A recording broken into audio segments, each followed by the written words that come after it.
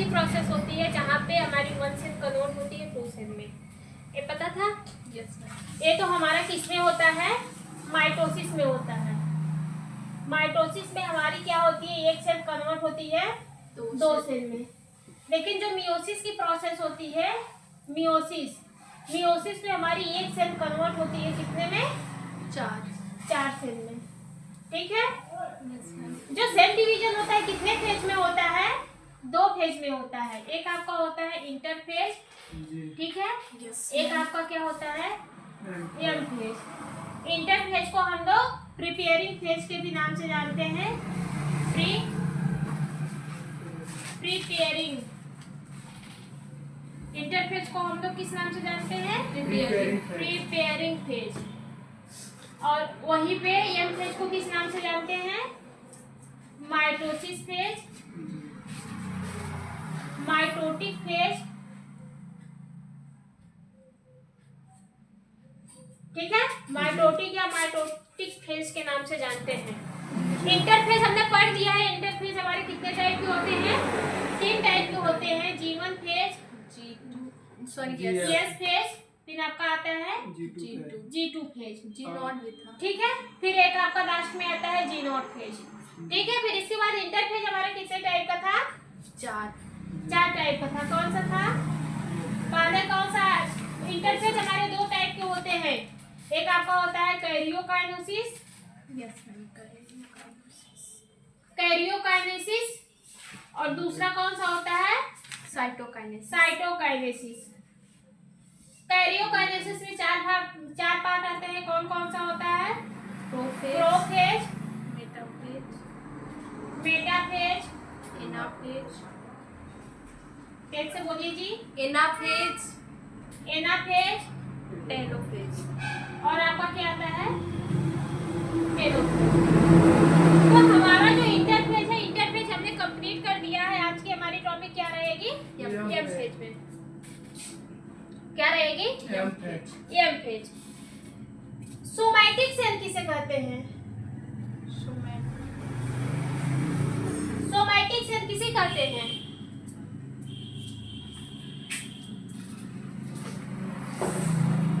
बताइए। Somatic cell क्या होती है जी? करिश्मा खड़े हो जाइए। सोमैटिक सेल नहीं पता।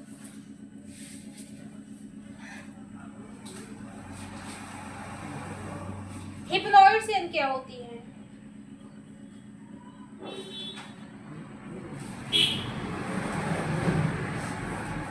सिंगल सेल को बोलते हैं मैम हिप्लॉइड।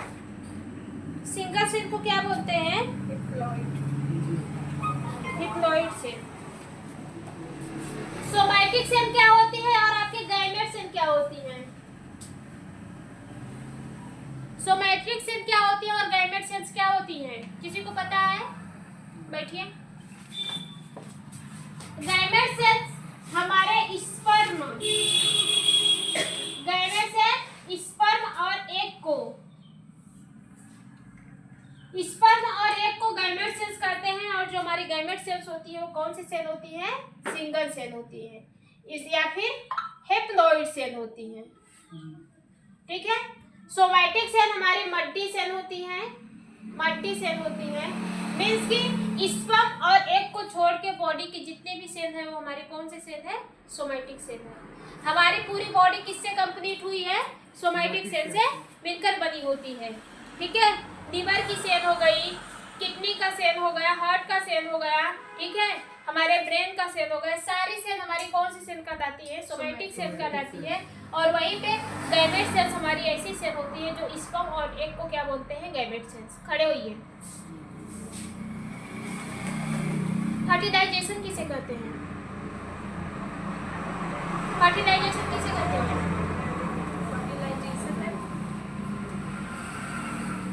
स्पर्म और एग के प्रोसेस को फर्टिलाइजेशन कहते हैं। जब मेल का स्पर्म और जब मेल का स्पर्म और फीमेल का एग आपस में जब मिलते हैं तो वो प्रोसेस हमारी क्या कहलाती है? फर्टिलाइजेशन कहलाती है। वो दोनों मिलकर किसका निर्माण करते हैं? जाइगोट का निर्माण करते हैं, ठीक है। ठीक है, बैठ जाइए।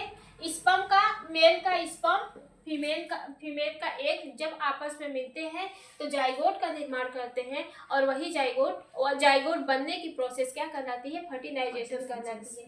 एक एक्चुअल में देखा जाए तो एक जो ह्यूमन बॉडी की लाइफ होती है वो कहाँ से स्टार्ट होती है? जाइगोट से स्टार्ट होती है। ठीक है, बात समझ में आई? सोमाइटिक सेल और हमारे क्या होता है? सोमाइटिक सेल हमारे पूरे बॉडी की मीन्स की हमारी जितनी भी पूरी बॉडी हमारी किससे मिलकर बनी होती है? सोमैटिक सेल से होती है। गैमेट सेल्स स्पर्म और एग के सेल को गैमेट सेल्स कहते हैं। ठीक है, बात समझ में आई? जो हमारा मियोसिस होता है, एम फेज जिसको हम जानते हैं, वो 4 फेजेस में होता है। पहला आता है कैरियोकाइनेसिस। पहला क्या आता है? पहला क्या कौन सा आता है? कैरियोकाइनेसिस। कैरियोकाइनेसिस में क्या होता है? सिर्फ और सिर्फ किसका डिवीजन होता है? न्यूक्लियस का डिवीजन होता है। किसका डिवीजन होता है? न्यूक्लियस या फिर डीएनए का डिवीजन होता है। जैसे हमारे क्रोमोसोम क्या होते हैं? एस फेज में डबल हो जाते हैं। क्रोमोसोम क्या होते हैं? एस फेज में डबल हो जाते हैं। जब कैरियोकाइनेसिस होता है, कैरियोकाइनेसिस में हमारी कितनी सेल मिलती हैं? क्रोमोसोम हमारे एस फेज में क्या होते हैं? डुप्लीकेट हो जाते हैं। बात समझ में आ रही है कि नहीं आ रही है? एस फेज में क्रोमोसोम हमारे क्या होते हैं? डुप्लीकेट हो जाते हैं। जब इसका माइटोसिस होता है तो ये हमारा क्या होता है? 2 सेल में कन्वर्ट हो जाते हैं। एक क्रोमोसोम इसमें आ जाता है और दूसरा क्रोमोसोम इसमें आ जाता है, और इसी प्रोसेस को क्या कहते हैं? सेल डिवीजन कहते हैं। ठीक है, तो कैरियोकाइनेसिस में हमने देखा था कि 4 फेजेस आते हैं। कौन कौन से आता है? नंबर 1 आपका हो गया प्रोफेज। ठीक है, 2 क्या हो गया? मेटाफेज। ठीक है, तीसरा क्या हो गया? एनाफेज। लास्ट वाला क्या है? टेलोफेज। ठीक है, बात समझ में आ रही? तो आज सबसे पहले हम लोग देखते हैं प्रोफेज को। प्रोफेज किसका पार्ट है? माइटोसिस का। माइटोसिस में हम लोग क्या पढ़ रहे हैं? कैरियोकाइनेसिस। क्या पढ़ रहे हैं? कैरियोकाइनेसिस। कैरियोकाइनेसिस में किसका डिवीजन होता है जी? न्यूक्लियस का, मींस क्रोमोसोम का डिवीजन होता है। जो हमारा डीएनए रहता है उसी का क्या होता है? डिवीजन होता है। ठीक है, हमारे क्रोमोसोम का क्या होता है? डिवीजन होता है। अब एक क्रोमोसोम क्या होते हैं? डुप्लीकेट हो जाते हैं। कहाँ पे? हमारे एस फेज में। ठीक है, हम एस फेज पढ़ के आए हैं। एस फेज को माइंड में बैठा दीजिएगा। हमारा जितना भी डीएनए हो रहा है उसका डुप्लीकेशन हो गया है। ठीक है, हमारे गोल्जी बॉडी वगैरह सब डुप्लीकेट कर दी है। ठीक है, जिसको जो करना है सब कुछ हो गया है। किसमें? एस फेज में, इंटरफेज में हुआ है। ठीक है, अब हमको क्या करना है? डिवीजन करवाना है, डिवाइडेड करवाना है, सेल को 2 भाग में बांटना है। सबसे पहले आपका आता है कौन सा? प्रोफेज। प्रोफेज देखिए क्या बोल रहा है? First and long phase. किसका?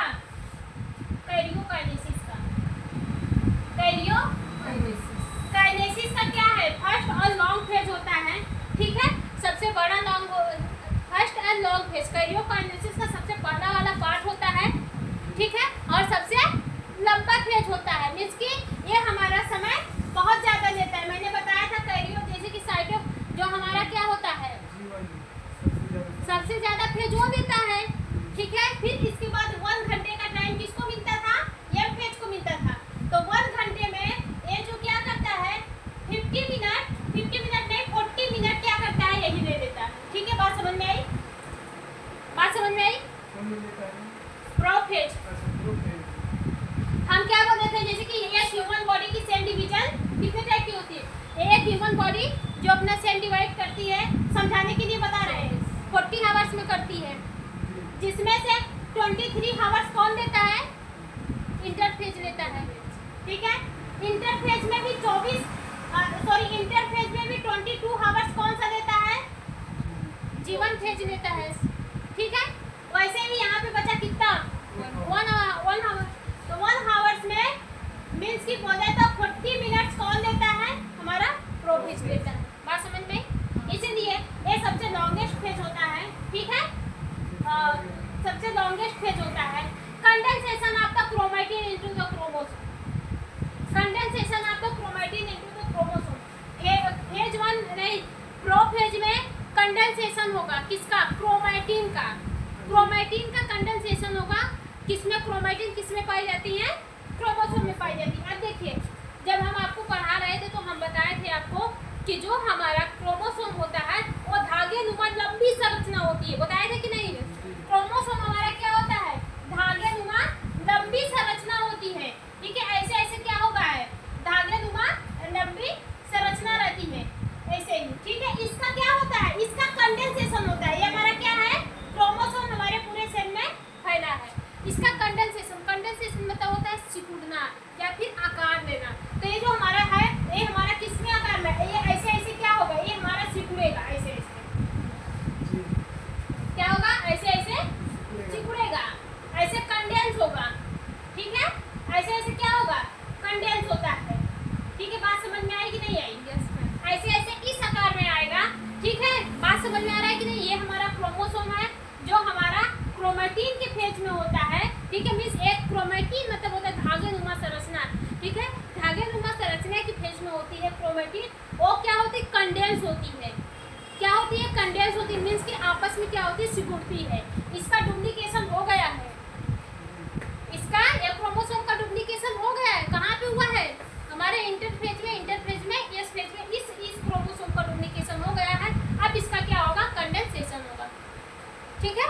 क्या होगा, कंडेंसेशन। तो ये कंडेंसेशन हमारा क्या है, स्टार्ट हो गया है, ठीक है। Thickening and shortening of the chromosome start. ये तो हमारा क्या हुआ, ये हमारे क्रोमोसोम क्या किए, कंडेंस किए। क्रोमोसोम हमारे क्या हुए, कंडेंसेशन इसका स्टार्ट हुआ है, ठीक है। कंडेंसेशन क्या हुआ है, क्रोमोसोम का ऐसे ऐसे करके स्टार्ट हुआ है।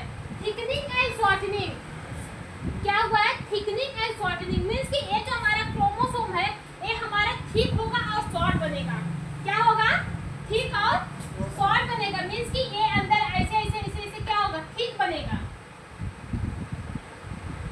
ऐसे ऐसे क्या होगा। पहले तो देखो, पहले दोनों बना दे। पहले ये आपका क्या है, बड़े फेज में है, इसमें कंडेंसेशन क्या है, स्टार्ट है, ठीक है। फिर इसी क्रोमोसोम का क्या होगा, थिकनिंग और शॉर्टनिंग होगी। तो ये क्या होगा, ये छोटे में कन्वर्ट होता है, मींस कि थिक होता है। थिक मतलब क्या होता है, कठोर होना, ठीक है। कठोर कैसे होगा, जब आपस में दोनों क्या करेंगे, जब आपस में गैप नहीं रह जाएगी तब, ठीक है। तो इसमें क्या होगा, थिकनिंग और शॉर्टनिंग होगी, मींस कि ये क्रोमोसोम क्या होंगे, छोटे होंगे और हमारे क्या होंगे, थिक होंगे। थिक मतलब कठोर होंगे, ठीक है। बात समझ में आई। Duplication centrosome and centrioles start. इसमें और इस फेज में क्या होता है, इस फेज में क्या होता है कि जो हमारे, ये देखो हमारा क्या चल रहा है, एम फेज चल रहा है, सॉरी प्रोफेज चल रहा है। प्रोफेज में हमारे जो हमारे क्रोमोसोम होते हैं वो क्या होते हैं, वो कंडेंस करते हैं, ठीक है। प्रोफेज में क्रोमोसोम हमारे क्या होते हैं, कंडेंस करते हैं, ठीक है। फिर इसके बाद क्या बोल रहा है, वो कंडेंस करने के बाद एक जो क्रोमोसोम होता है, वो जो क्रोमोसोम होता है वो थिक होता है और शॉर्ट होता है, ठीक है। क्या होता है, थिक होता है और शॉर्ट होता है। यही पे क्या होता है, डुप्लीकेशन सेंट्रोसोम एंड सेंट्रियोल्स। जो हमारे सेंट्रोसोम होते हैं वो क्या होते हैं, डुप्लीकेट हो जाते हैं, ठीक है। डुप्लीकेट हुए ही रहते हैं, वो क्या करते हैं, वो अपने अंदर से क्या करते हैं, देखो duplication centrosome and centrioles start moving towards the pole. Centrosome क्या होता है, सेंट्रियोल्स क्या होता है,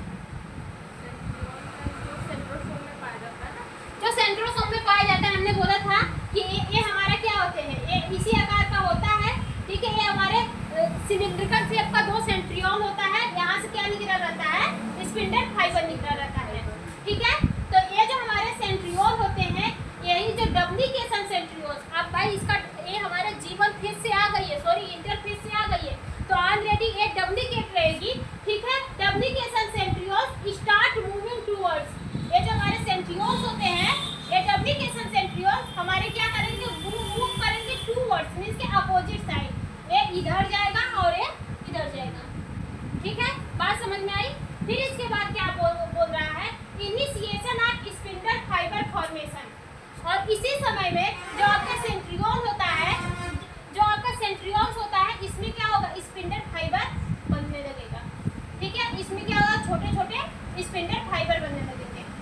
ठीक है, क्या बनने लगेंगे, छोटे छोटे स्पिंडल फाइबर का फॉर्मेशन होने लगेगा।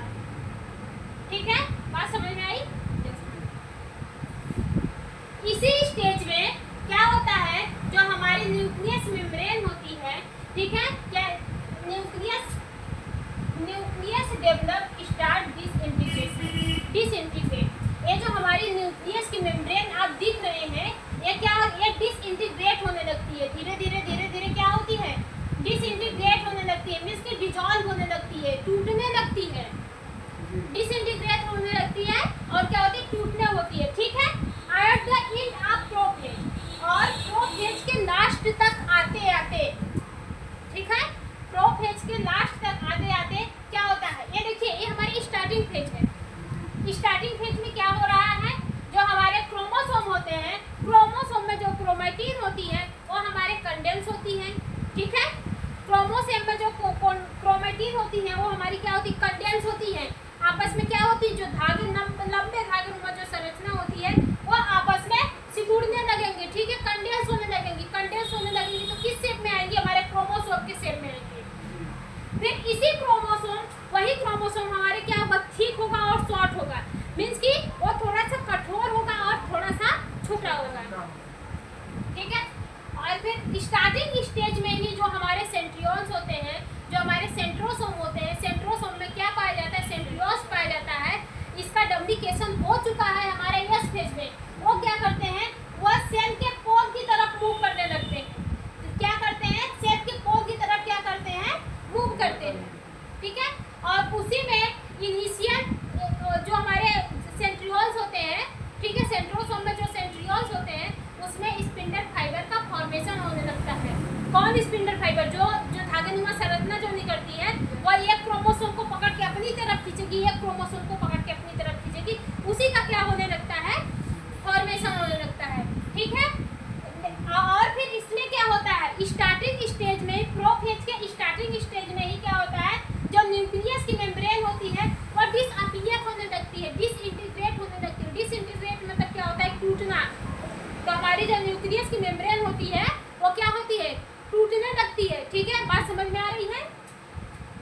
एट द एंड फेज और हमारे प्रोफेज के लास्ट में आते आते इसमें क्या देखने को मिलेगा, प्रोफेज के लास्ट में आते आते इसमें आपको क्या देखने को मिलेगा कि जो हमारी न्यूक्लियस की मेम्ब्रेन होती है वो पूरी तरह से क्या है, डिसइंटीग्रेट हो गई है, मींस कि डिसॉल्व हो गई है। यहाँ पे आपको न्यूक्लियस की मेम्ब्रेन नहीं देखने को मिलेगी, नो न्यूक्लियोलस, और कोई भी न्यूक्लियोलस भी नहीं देखने को मिलेगा। No endoplasmic reticulum, endoplasmic reticulum भी क्या होते हैं, डिसइंटीग्रेट हो जाते हैं, मींस कि डिसॉल्व हो जाते हैं। एंडोप्लाज्मिक रेटिकुलम भी क्या होते हैं, डिसॉल्व हो जाते हैं। नो गोल्जी बॉडी, और इसमें आपको क्या, गोल्जी बॉडी भी नहीं देखने को मिलेगी। ठीक है, गोल्जी बॉडी भी आपको नहीं देखने को मिलेगी। ये हमारा क्रोमोसोम थिक और शॉर्ट होकर किस फॉर्म में आ जाता है, ये हमारा क्रोमोसोम थिक और शॉर्ट होकर किस फॉर्म में आ जाता है, इस फॉर्म में आ जाता है। ठीक है, सॉरी ये वाला नहीं, अभी आप ये समझिए कि ये जो हमारा क्रोमोसोम है वो हमारा थिक और शॉर्ट है, इसके अंदर से, ठीक है, सब कुछ खत्म हो गया है। बात समझ में आ रही है कि नहीं आ रही है, बात समझ में आ रही है कि नहीं आ रही। प्रोफेज में क्या होता है, क्रोमोसोम में जो क्रोमैटिन होती है उसका कंडेंसेशन होता है। ठीक है, क्रोमोसोम में क्रोमैटिन का कंडेंसेशन होता है और जो हमारा क्रोमोसोम होता है वो थिक होता है और शॉर्ट बनता है। जब उसका कंडेंसेशन होगा और क्रोमोसोम का आकार लेगा, वही क्रोमोसोम हमारा छोटा होगा और थिक होगा। ठीक है, फिर क्या होता है, जो हमारे सेंट्रियोल्स होते हैं, सेंट्रोसोम में जो सेंट्रियोल्स पाए जाते हैं उसका क्या होता है, वो हमारे मुंह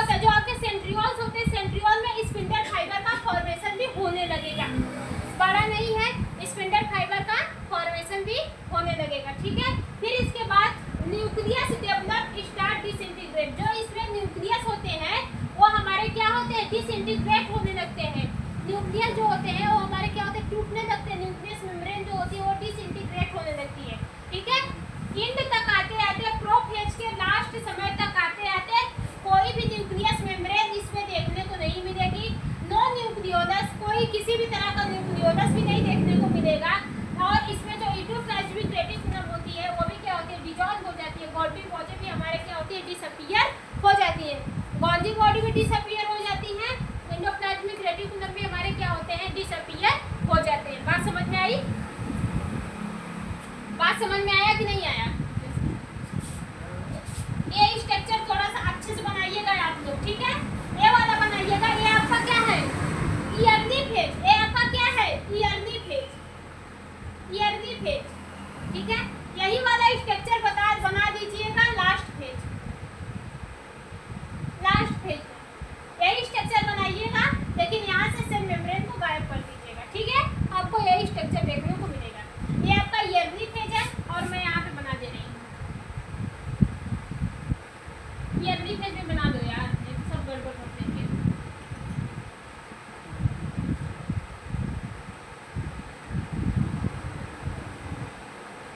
इतनी बात समझ में आई? प्रोफेज में क्या क्या हुआ? प्रोफेज में क्या क्या हुआ? हमारे क्रोमोसोम का कंडेंसेशन हुआ, हमारे क्रोमोसोम थिक और शॉर्ट बने, ठीक है?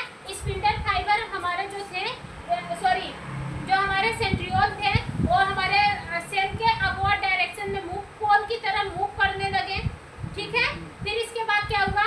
हमारे सेंट्रियोल में स्पिंडल फाइबर का फॉर्मेशन होने लगा। फिर लास्ट स्टेज में फिर इसमें क्या होगा, जो हमारी न्यूक्लियर मेम्ब्रेन होती थी वो डिसइंटीग्रेट होने लगती थी, टूटने लगती थी। लास्ट स्टेज में आते आते किसी भी टाइप की कोई भी न्यूक्लियस मेम्ब्रेन नहीं दिखेगी आपको, ठीक है? कोई भी न्यूक्लियोलस नहीं दिखेगा। आपका जो एंडोप्लाज्मिक रेटिकुलम होता है वो भी डिसअपियर हो